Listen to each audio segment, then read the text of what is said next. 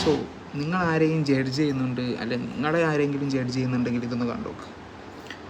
So basically എല്ലാവർക്കും ബാക്കിയുള്ളവരുടെ ജീവിതത്തിലേക്ക് ഭയങ്കര ഒളിഞ്ഞുനോട്ടാണ്. എന്നാലും മറ്റുള്ളവരുടെ ജീവിതം എന്ന് വെച്ചാൽ ഈ ഉപ്പിട്ട പായസം പോലെ കാണാൻ ഭയങ്കര അടിപൊളിയായിരിക്കും, പക്ഷെ അവർക്ക് അവരുടെ ഫോഴ്സ് ഉണ്ട്, പ്രശ്നങ്ങളുണ്ട്, കാര്യങ്ങളുണ്ട്. അപ്പോൾ നിങ്ങൾ പറയും ഞങ്ങൾ ആരെയും ജഡ്ജ് ചെയ്യാറില്ല, അങ്ങനെയൊന്നും പറയണ്ട. പറഞ്ഞുതരാം. ഈ താഴെക്കടെ പോകുന്ന ഒരു എന്താ പറയുക പുഴുവിനെ കണ്ടാൽ നിങ്ങളെല്ലാവരും തട്ടിയിടും. നേരെ മറിച്ച് ആ പുഴു വലുതായി ഒരു ബട്ടർഫ്ലൈ ആയാൽ നിങ്ങൾക്ക് അടിപൊളിക്കോ എന്ത് രസം. അത് ജഡ്ജിങ്ങാണ് അവിടെ നടക്കുന്നത്.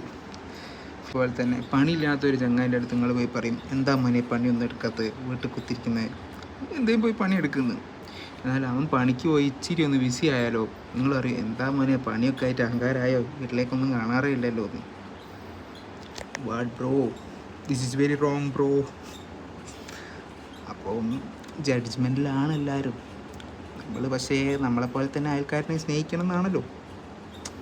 അപ്പം അത്രയേ ഉള്ളൂ. അതൊക്കെ പറയാൻ വേണ്ടി വെറുതെ ഒന്ന് വന്നതാണ്. ബൈ.